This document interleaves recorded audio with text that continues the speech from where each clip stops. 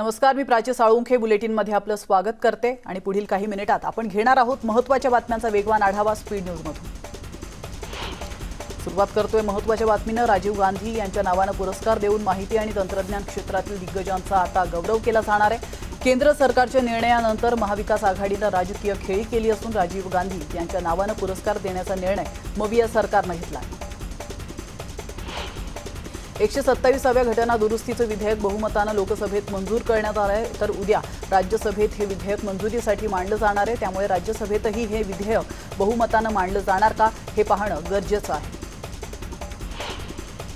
मराठा आरक्षणावरून जो केंद्र विरुद्ध राज्य संघर्ष पाहायला मिळतो त्याचाच एक अंक आजही पाहायला मिळाला। आज संसदेमध्ये 102व्या घटना दुरुस्तीमध्ये बदल करणारं विधेयक मांडण्यात आलंय आणि यावेळी संसदेतल्या खासदारांमध्ये टीका टिप्पण्या पाहायला मिळाल्या।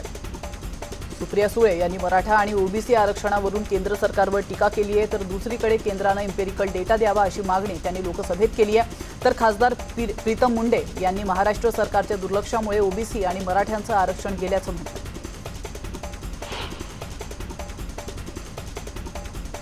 आरक्षणाच्या मुद्द्यावरून लोकसभेत चर्चेदरम्यान शिवसेना खासदार विनायक राऊत यांनी सडेतोड मत मांडलेलं आहे। तसंच केंद्र सरकारवर टीकेचे बाण सोडलेत। 127व्या घटना दुरुस्तीवर चर्चा सुरू असताना त्यांनी परखड मत मांडत केंद्र सरकारवर टीकास्त्र सोडलंय। केंद्र सरकारच्या दिरंगाईमुळे मराठा आरक्षण रखडलं असा आरोप खासदार विनायक राऊत यांनी केला। 50% आरक्षण मर्यादा काढून टाकण्याची संधी केंद्र सरकारनं गमावल्यानंतर मंत्री अशोक चव्हाण यांनी भाजपवर हल्लाबोल केलाय। भाजपचे मराठा खासदार गप्प का बसले असा थेट सवाल चव्हाण यांनी उपस्थित केला। भाजपला श्रेय देण्यास तयार, पण अडवणूक करू नका अशी विनंतीही अशोक चव्हाण यांनी केली आहे। काँग्रेसचे लोकसभेतील गटनेते अधीर रंजन चौधरी यांनी मराठा आरक्षण आणि 50% आरक्षण मर्यादा शिथिल करण्याची मागणी संसदेत प्रभावीपणे लावून धरली। त्याबद्दल मी त्यांचा आभारी असल्याचं मंत्री अशोक चव्हाण यांनी म्हटलंय। मराठा आरक्षण देण्याचे अधिकार हे राज्य सरकारला आहेत अशी नवीन सुधारणा आज लोकसभेत झाली आणि उद्या कदाचित राज्यसभेत देखील होईल। एकमताने हा निर्णय घेण्यात आला, याचा निश्चित फायदा होईल। याचबरोबरीनं जर अपवादात्मक परिस्थितीबाबत निर्णय झाला असता तर अधिक फायदा आम्हाला झाला असता असं मत विनोद पाटील यांनी मांडलं। राज्यातील ओबीसी समाजाच्या प्रश्नांसंदर्भात मुख्यमंत्री उद्धव ठाकरे यांच्या उपस्थितीत बैठक झाली। या बैठकीत इतर राज्यांप्रमाणेच ओबीसीची जनगणना ही महाराष्ट्र सरकारने करावी ही मागणी करण्यात आली। स्थानिक स्वराज्य संस्थांमधील आरक्षण, निवडणूक, ओबीसीने शैक्षणिक शुल्कात वाढ, महाज्योतीला भरीव निधी यासारख्या मागण्या ओबीसी जनमोर्चाच्या वतीने करण्यात आल्या। रेल्वेनं प्रवास करण्यासाठी फक्त पास धारकांनाच प्रवेश मिळणार आहे। प्रवाशांना एक दिवसीय तिकीट मिळणार नसून पूर्ण महिनाभराचा पास काढावा लागणार आहे। याबाबतची माहिती रेल्वे प्रशासनानं दिली। 15 ऑगस्टपासून सर्वसामान्यांना लोकल प्रवासाची मुभा मिळते आहे। मात्र असं असतानाच या प्रवासासाठी राज्य सरकारने जे नियम अटी घातले आहेत त्या त्रासदायक असल्याचं मत अनेक प्रवासी व्यक्त करतायत। लसीकरण सुरू झाल्यापासून अनेकदा केंद्रावर लसींचा तुटवडा असल्याने लसीकरण केंद्र बंद असतात। त्यामुळे लसींचे 2 डोस पूर्ण झालेल्यांची संख्या कमी आहे। त्यामुळे सर्वसामान्यांना प्रवास करण्यासाठी घातलेल्या अटींचा सरकारने विचार करावा असं प्रवाशांचं म्हणणं आहे। दुकानदारांना ज्या पद्धतीने 10 वाजेपर्यंत परवानगी आहे त्या पद्धतीने हॉटेल चालकांनाही परवानगी मिळावी अशी हॉटेल चालकांच्या संघटनांची मागणी आहे। त्यांच्या या मागणीचा विचार सुरू असतानाच आता मत असल्याचं मत मंत्री अस्लम शेख यांनी मांडलंय आणि याबाबत मुख्यमंत्र्यांसोबत चर्चा केली असल्याचंही ते म्हणाले। केंद्रीय गृहमंत्री अमित शहा यांनी भाजप प्रदेशाध्यक्ष चंद्रकांत दादा पाटील यांना टाळलं असल्याची चर्चा होती। अमित शहांनी चंद्रकांत पाटलांना भेट नाकारली आहे का, त्यामुळे चंद्रकांत दादांची दिल्ली वारी फुकट गेली असल्याची चर्चा देखील आहे।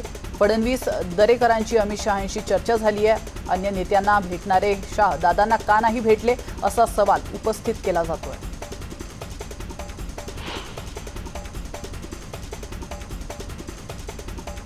अकरावीच्या प्रवेशासाठी घेण्यात येणारी सीईटी रद्द करण्याचे आदेश मुंबई उच्च न्यायालयाने दिले आहेत। कोरोनाच्या काळात अकरावीच्या प्रवेशासाठी सीईटी घेणं अनावश्यक आणि धोकादायक असून 10वीच्या गुणांच्या आधारावर अकरावीचे प्रवेश करण्यात यावेत असे आदेश उच्च न्यायालयाने दिले। तर या निर्णयानंतर मुंबई हायकोर्टाचा निकाल वाचून पुढील निर्णय घेऊ असं शालेय शिक्षण मंत्री वर्षा गायकवाड यांनी म्हटलं। ग्रामीण भागातील शाळा सुरू होणार असून 17 ऑगस्ट पासून शाळा सुरू केल्या जाणार आहेत। ग्रामीण भागात 5वी ते 8वी पर्यंत शाळा सुरू करण्यात येणार आहेत, तर शहरी भागात 8वी ते 12वी पर्यंत शाळा सुरू करण्यात येणार आहेत। मंत्रालयात पुन्हा दारूच्या रिकाम्या बाटल्या आढळून आल्यात। त्रिमूर्ती पुतळ्याच्या मागे या रिकाम्या बाटल्या आढळून आल्यात। या भागात काम करणारे कर्मचाऱ्यांनी या बाटल्या आणल्या का हा प्रश्न उपस्थित होतोय। यापूर्वी देखील माजी गृहमंत्री अनिल देशमुख यांच्या कार्यालयाबाहेर बसण्यासाठी असलेल्या वरांड्यात रिकाम्या बाटल्या आढळल्या होत्या। मंत्रालयात ज्या रिकाम्या दारूच्या बाटल्या सापडल्या आहेत ही बाब नक्कीच गंभीर आहे। या बाटल्या आताच्या आहेत की गेल्या सरकारच्या काळातल्या आहेत याची चौकशी करण्याची गरज असल्याचं मत मंत्री अशोक चव्हाण यांनी म्हटलं। दारू प्रकरणाची चौकशी करण्याची मागणी विधान परिषदेचे विरोधी पक्षनेते प्रवीण दरेकर यांनी देखील केली आहे। मुख्यमंत्री उद्धव ठाकरे यांना याबाबत दरेकर यांनी पत्र लिहिलं आहे। दारूच्या बाटल्यांचा खच मंत्रालयातील परिसरात असून आंधळ दळतंय आणि कुत्रं पीठ खातंय ही राज्याची परिस्थिती झाली असल्याची जोरदार टीका भाजपच्या नेत्या चित्रा वाघ यांनी केली। रेल्वेबाबतचा निर्णय मुख्यमंत्र्यांनी घेतला असून 2 डोस घेतलेल्यांसाठी ॲप तयार करण्यात आलं असल्याची माहिती आरोग्यमंत्री राजेश टोपे यांनी दिली आहे। तंत्रज्ञानाचा उपयोग करून निर्णय घेतला असून 2 दिवस वाट पाहावी लागणार असल्याचं टोपे यांनी म्हटलं। मुंबई महानगरपालिका आता रस्त्यांचे ऑडिट करणार आहे। 20,000 रुपये प्रति किलोमीटरच्या दराने नवीन रस्ता सुरक्षा ऑडिटर नियुक्त करण्यात आलेला आहे, तर BMCने 3 वर्षांसाठी नवीन एजन्सीची नियुक्ती केली। न्यूज 18 लोकमतच्या बातमीचा इम्पॅक्ट पाहायला मिळाला असून बीडमध्ये गर्भाशय काढून टाकणाऱ्या रॅकेटची बातमी देण्यात आली होती। या बातमीनंतर आरोग्यमंत्री राजेश टोपे यांनी चौकशी समिती तयार केली। बीडच्या अंबाजोगाई ते शासनाच्या बदली धोरणाच्या विरोधात परिचारिका आक्रमक झाल्या आहेत। अंबाजोगाई येथील स्वामी रामानंद तीर्थ ग्रामीण रुग्णालय वैद्यकीय महाविद्यालयासमोर परिचारिकांनी काळ्या फिती लावून निदर्शनं केली आहेत। बदलीचे अधिनियम 2005च्या अधीन राहून परिचारिकांच्या बदल्या करण्याचे संचालनालयाच्या विचाराधीन आहे आणि या बदल्या परिचारिका संवर्गासाठी अन्यायकारक असल्याचं त्यांनी म्हटलं आहे।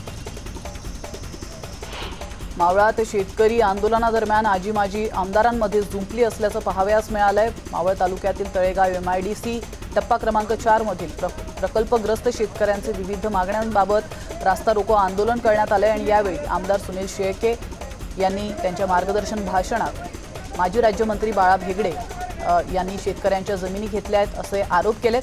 त्यानंतर माजी राज्यमंत्री बाळा भेगडे यांनी राष्ट्रवादीच्या आमदारांनी सगळ्या शेतकऱ्यांच्या जमिनी विकत घेऊन त्यांना पैसे द्यावेत असं वक्तव्य केल्यानंतर दोन्ही आमदार भर आंदोलनातच एकमेकांवर भडकले। नांदेडचे पालकमंत्री अशोक चव्हाण यांच्या साखर कारखान्याने थकवलेल्या FRP-साठी आज आंदोलन करण्यात आलंय। या FRPच्या मागणीसाठी शिवसेना, प्रहार आणि संभाजी ब्रिगेडने कारखान्यात जाऊन चेअरमनला जाब विचारला। शेतकऱ्यांच्या पीक विम्यासाठी स्वाभिमानी शेतकरी संघटनेनं अनोखं आंदोलन केलंय। बुलढाणा तहसील कार्यालयाच्या आवारात या आंदोलकांनी सरकारचं लग्न लावलंय, तर शहरातून वरात काढत पीक विम्याची वरात केंद्र आणि राज्य शासनाच्या दारात अशी घोषणाबाजीही या आंदोलकांनी केली। भिवंडी शहरातील सायझिंग व्यवसाय विविध मागण्यांसाठी तब्बल 1 आठवडा बंद ठेवण्याचा निर्णय भिवंडी सायझिंग वेलफेअर असोसिएशन या संघानं घेतली आहे। भिवंडी शहरात 103 सायझिंग कारखाने असून यामध्ये तब्बल 300हून अधिक सायझिंग मशीन दिवसरात्र सुरू असतात। मात्र या व्यवसायावर सुद्धा महागाईमुळे आणि कोरोना संकटामुळे गंडांतर आलंय, तर या व्यवसायावर तब्बल 25,000 मजूर आणि कामगार अवलंबून आहेत। बातमी आहे पुण्यातून। पुणे जिल्ह्यात दिवसभरात 226 पॉझिटिव्ह रुग्णांची वाढ झाली आहे, तर दिवसभरात 254 रुग्णांना डिस्चार्ज देण्यात आला असून पुण्यातील ॲक्टिव्ह रुग्णसंख्या 2051 वर जाऊन पोहोचली आहे। धुळे जिल्ह्यात सद्यस्थिती एकही कोरोना बाधित रुग्ण नाहीये। गेल्या काही दिवसांपासून साक्री तालुक्यातील 2 कोरोना बाधित रुग्णांवर उपचार सुरू होते, ते रुग्णही आता बरे झालेत। धुळे जिल्ह्यात 1 ऑगस्टपासून एकही कोरोना बाधित रुग्ण आढळून आलेला नाही, तर धुळे शहरात 25 जुलैपासून नवीन कोरोना रुग्ण नाही। धुळे शहर हे राज्यातील पहिलं कोरोनामुक्त शहर ठरलं।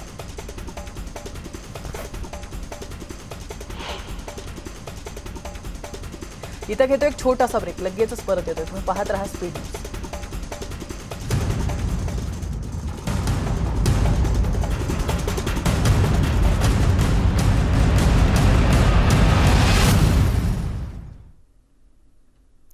ब्रेकनंतर आपलं स्वागत आहे आणि पुन्हा एकदा आपण घेणार आहोत उर्वरित बातम्यांचा वेगवान आढावा। मागच्या महिन्यात जोरदार बरसल्यानंतर नांदेड जिल्ह्यात तब्बल 20 दिवसांपासून मात्र पावसाने दडी मारली आहे। पावसाने दडी मारल्याने कोरडवाहू जमिनीवरील पिकांनी माना टाकायला सुरुवात केली आहे, तर पाण्याची सोय असलेल्या ठिकाणी शेतकरी पिकांना वरचेवर पाणी देऊन जिवंत ठेवण्याचा प्रयत्न करतात। सटाणा बागलाण तालुक्यातील हरणबारी धरणाच्या पाणलोट क्षेत्रात सलग दमदार पाऊस झाला असल्याने धरण ओव्हरफ्लो होऊन ओसंडून वाहत आहे। सध्या धरणाच्या सांडव्यातून 40 क्युसेक वेगाने पाण्याचा विसर्ग होत असल्याने मोसम नदी ही देखील दुथडी भरून वाहू लागली। वाशिम जिल्ह्यात यंदा दमदार पाऊस पडत असल्याने प्रकल्पांच्या पातळीत मोठी वाढ झाली आहे। सद्यस्थितीत जिल्ह्यातील 134 लघु आणि 3 मध्यम अशा एकूण 137 प्रकल्पांमध्ये 62.67% एवढा जलसाठा झालेला आहे। जिल्ह्यातील जे 3 मध्यम प्रकल्प आहेत त्यामध्ये एकूण 73.67% जलसाठा झालाय। यातील काही प्रकल्पांवर पाणी पुरवठा योजना जरी कार्यान्वित असल्या तरी बहुतांश प्रकल्प शेती सिंचनासाठीच असल्याने त्याचा शेतकऱ्यांना चांगला उपयोग होतोय।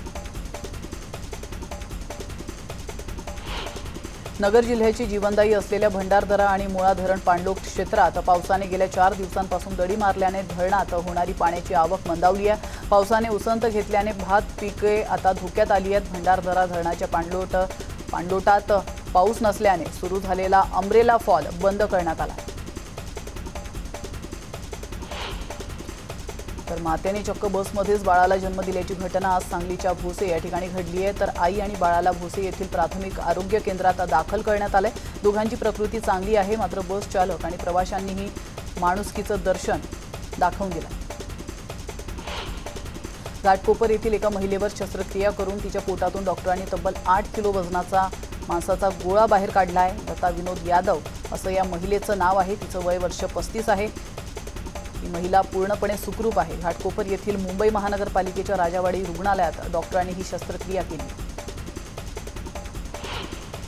प्रशासनाच्या हलगर्जीपणामुळे मिरजेत नाल्यात पडून 3 वर्षांच्या बालकाचा दुर्दैवी मृत्यू झाल्याची घटना घडली आहे। नागरिकांकडून हळहळ व्यक्त केली जात असून प्रशासनावर गुन्हे दाखल करण्याची मागणी केली जाते। पुणे जिल्ह्यातील चाकण MIDC मधील खराबवाडी दुचाकीवरून जाताना तरुणाचा मृत्यू झालेला आहे। तरुणाच्या अंगावर वीज वाहक तार तुटून पडल्याने त्याचा जागीच मृत्यू झाला।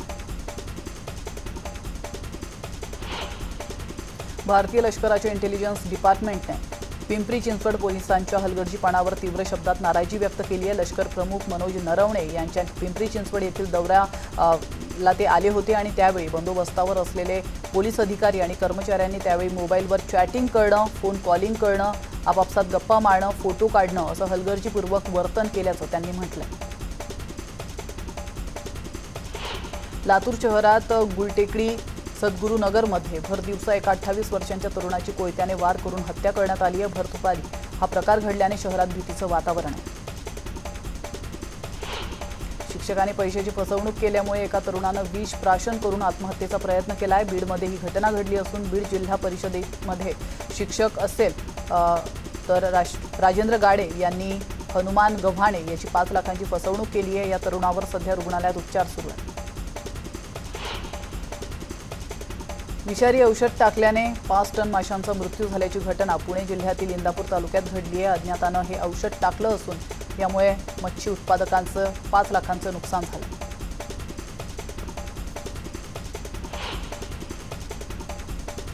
आणि यासोबतच स्पीड न्यूजमध्ये वेळ झाले इथंच थांबण्याची, मात्र तुम्ही कुठेच जाऊ नका, पाहत रहा न्यूज 18 लोकमत।